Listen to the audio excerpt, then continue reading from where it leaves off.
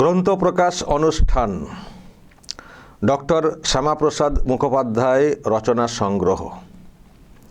কারা করেছেন? ইনারা।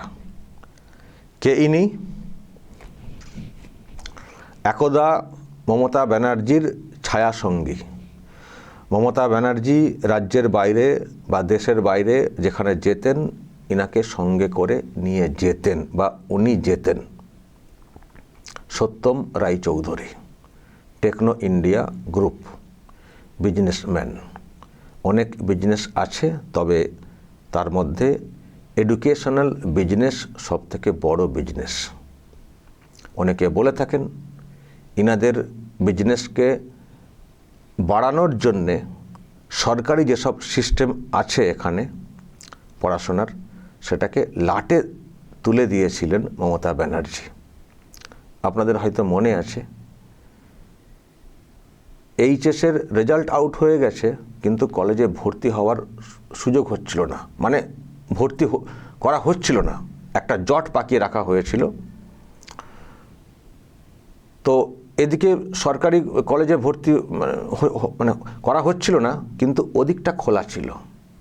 ইনাদের যেসব কলেজ আছে, সিস্টেম আছে, সেদিকটা ওপেন ছিল। ফলে এদিকে যখন জট পেকে গেছে, কবে ভর্তি হবে করা হবে একটা প্রশ্নচিহ্ন দাঁড়িয়ে গেছিল, তখন ওই অনেকে বাধ্য হয়ে বেসরকারি যে সিস্টেম ইনাদের যেসব আছে সেদিকে যেতে বাধ্য হচ্ছিলেন। ফলে এদিকটা বন্ধ রেখে ওনাদের ব্যবসাটাকে বিরাট করে ওপেন করে দেওয়া হয়েছিল। এটাও কিন্তু অনেকে বলে থাকেন, এমনকি সেই সময় বিরোধী পার্টির যারা ছিলেন তারাও কিন্তু এই কথাটা বলেছেন যে সরকারি কলেজগুলোকে বন্ধ রাখা হচ্ছে, ভর্তির সুযোগ করা হচ্ছে না, জট পাকিয়ে রাখা হয়েছে একটা বিষয়ে। আর এই সুযোগে বেসরকারি যেসব কলেজগুলো আছে তারা বেশ পুষিয়ে নিচ্ছেন বা তাদেরকে পুষিয়ে দেওয়া হচ্ছে।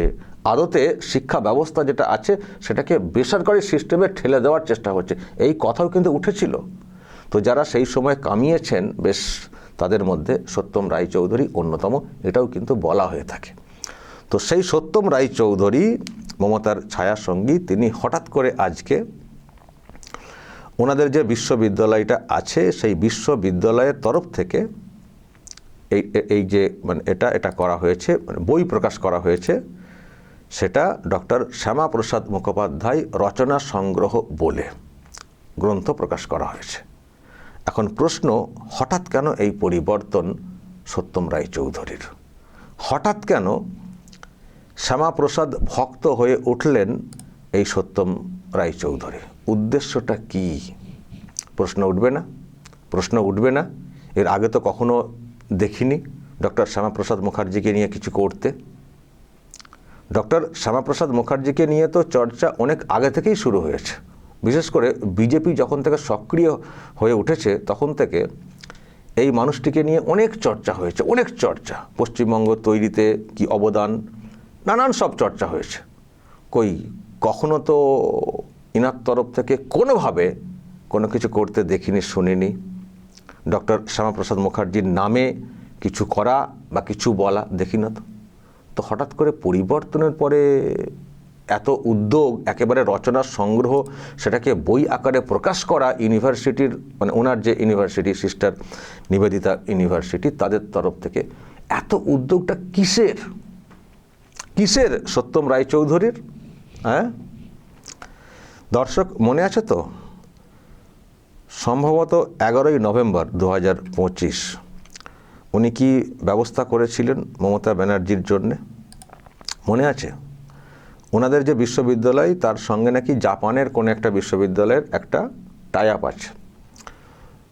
সেটা আবার পরে জানলাম, যখন আমরা আরও খোঁজখবর নিলাম যে জাপানের বিশ্ববিদ্যালয় কেন মমতা ব্যানার্জিকে ডিলিট উপাধি মানে দিল, এবং শুধু দিল না, মমতা ব্যানার্জি ওখানে যেতে পারবেন না, সেই জন্য ইউনিভার্সিটির লোকেরা বাংলায় এসে ওনাকে ডিলিট উপাধি দিয়ে গেছেন। তো এতটা খাতির কিসের?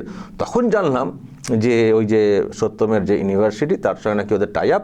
সুতরাং তখন আমরা পরিষ্কার হয়ে গেলাম যে অ্যাকচুয়ালি সত্যম রায়চৌধুরী ব্যবস্থা করে দিয়েছিলেন। মানে নভেম্বর 2025 যখন মমতা ব্যানার্জির বিরুদ্ধে ব্যাপক অ্যান্টি হাওয়া, সেই সময়ে মমতা ব্যানার্জির ইমেজকে ভালো করার জন্য এই সত্যম রায়চৌধুরী ওই ব্যবস্থা করেছিলেন। শুধু ইমেজ পরিষ্কার করো, শুধু ইমেজ পরিষ্কার করো, তাহলে আমার বিজনেস বাড়বে। এটাই তো ছিল ওনার উদ্দেশ্য, যেটা পরিষ্কার হয়ে গেছিলাম আমরা। আমি সেই ভিডিওটা একবার দেখাবো আজকের দিনে। দেখাতে তো হবেই, মানুষগুলোকে তো চিনতে হবে, লোককে চেনাতে হবে না। অনেকেই তো হাত ধরে ফেলবেন, জানি অনেকের অনেক ব্যাপারও থাকে, কিন্তু যারা সাধারণ মানুষ, যারা আমরা দেখে এসছি, আমাদের মনে তো দাগ তো কাটবেই, আমাদের মনে তো প্রশ্ন তো তৈরি হবেই, তো সেগুলো তো আমরা বলবোই না। আর যারা এরকম ভুল বদল করবেন, দেখুন ব্যবসায়ী হতে পারেন, ব্যবসা করাটা অন্যায় না, ব্যবসা করবেন এটাও ঠিক। ব্যবসা করার সময় কেউ শাসকের সঙ্গে বেশি দ্বন্দ্বে যেতে চান না, সেটাও জানি। কিন্তু দ্বন্দ্বে না যাওয়া আর দালালি করা, মানুষের মনে অন্যরকমের একটা ইমেজ তৈরিতে বিরাট তাগিদ দেখানো, এটা তো ঠিক না। ব্যবসায়ীতে অনেকেই ছিলেন বাংলাতে, তারা কীরকম দালালি করেছেন নাকি? যে মমতা ব্যানার্জির বিরুদ্ধে মানুষ ক্ষিপ্ত হয়ে রয়েছেন, তার ইমেজকে পরিষ্কার করার জন্য কোত্থেকে কী সম্মান আনা যায়, উপাধি আনা যায়, সেটা কেউ করেছেন। তো আপনি সেটা করবেন, আবার এখন ভুল বদল করে এই সব করবেন, তো প্রশ্ন জাগবে না? আমি দর্শক আপনাদেরকে দেখাই উনি ঠিক কী ব্যবস্থা করে দিয়েছিলেন ডিলিট উপাধির, ওই রকম একটা ইউনিভার্সিটির সঙ্গে যোগাযোগ করিয়ে, এবং উনি পাশে দাঁড়িয়েছিলেন। দেখুন দর্শক, তারপর ব্যাখ্যাতে আসছি। President, Okayama University, Yasutomo Nas.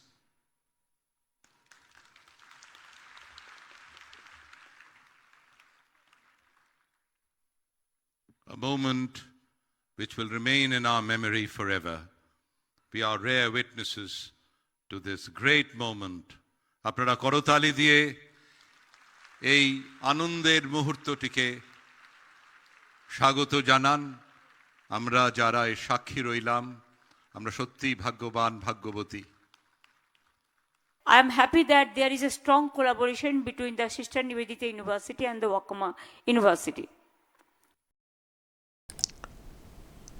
ওই বক্তব্যটা শুনে আমরা পরিষ্কার হয়ে গেছিলাম যে কোত্থেকে কি হয়েছে। জাপানের ইউনিভার্সিটি নাকি ওনাকে ডিলিট উপাধি দিচ্ছেন। কি করেছেন ডিলিট উপাধি পাওয়ার মতো? যাই বলে দেওয়া হোক, তো ওর কোনো গুরুত্ব আছে? আবার উনি যেতে পারবেন না বলে এখানে এসে দিয়ে গেছেন। ভাবুন, ইউনিভার্সিটির লোকরা চলে এসছেন, আর আপনাকে আমরা ডিলিট উপাধি দিতে এসেছি, মানে কি বিরাট ব্যাপার, বুঝতে পারছেন? সব ব্যবস্থা করেছিলেন এই সত্যম রায়চৌধুরী, যিনি হঠাৎ করে এখন শ্যামাপ্রসাদ ভক্ত হয়ে উঠেছেন। সব ব্যবস্থা উনি করে দিয়েছিলেন, আরও অনেক সব ব্যবস্থা করে দিয়েছিলেন, বিভিন্ন জায়গা থেকে যোগাযোগ করে এই সব করতেন সত্যম রায়চৌধুরী।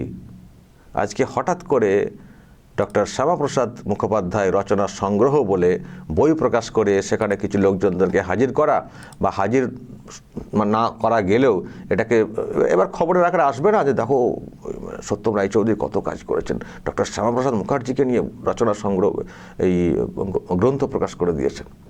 মানে এটা পরিষ্কার দর্শক যে উনি কি চাইছেন, কাদের সিম্প্যাথি আদায় করতে চাইছেন, এটুকু পরিষ্কার। কিন্তু আমরা যারা সাধারণ মানুষ, আমরা একটা কথা বলবো, বেসরকারি সংস্থা আসছে এডুকেশনে, ঠিক আছে, কিন্তু যদি ওই এডুকেশন বলতে মানে বিজনেস বলতে সবটাই ওই বিজনেস অ্যাঙ্গেলে চলে যাবে, আর সরকারি সিস্টেম যেগুলো থাকবে সেগুলোকে নষ্ট করে দেওয়া হবে, আর যিনি করেছেন, করবেন বা করে চলেছেন তাকে আরও মদত দেওয়া হবে, এটা কখনো মেনে নেওয়া যাবে না।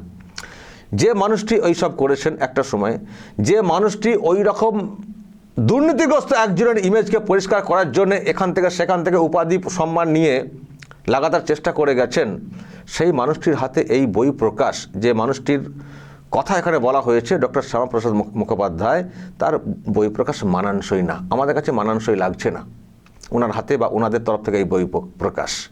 আমরা জানি উনি কেন করছেন, ওনার ব্যবসা আছে, ব্যবসাকে করার জন্য এদিকের সিম্প্যাথি আদায় করার চেষ্টা করছেন, কিন্তু এটাও তো বুঝতে হবে যে কোন মানুষটি কিভাবে এন্ট্রি নেওয়ার চেষ্টা করছেন। তো তাদেরকে কি সহজে এন্ট্রি দেওয়া যাবে?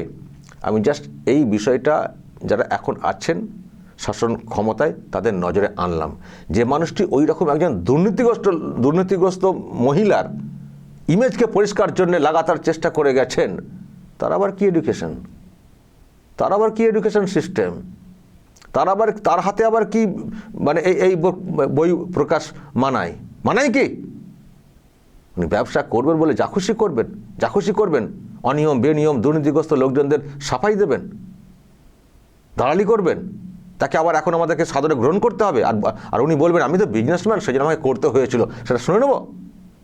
বিজনেসম্যান বলে আপনি যা খুশি করে যাবেন? আমি শুনছি অনেক জায়গায় বলেছেন ঘনিষ্ঠ মহলে, দেখুন আমরা তো ব্যবসা করি, সেই জন্য যে রাজা তাকে মেনে চলতে হয়।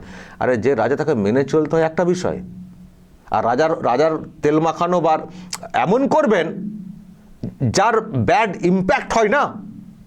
মমতা ব্যানার্জি যা করে গেছেন তাকে আমরা হঠাতে চাই, আমরা কবে থেকে বলে আসছি।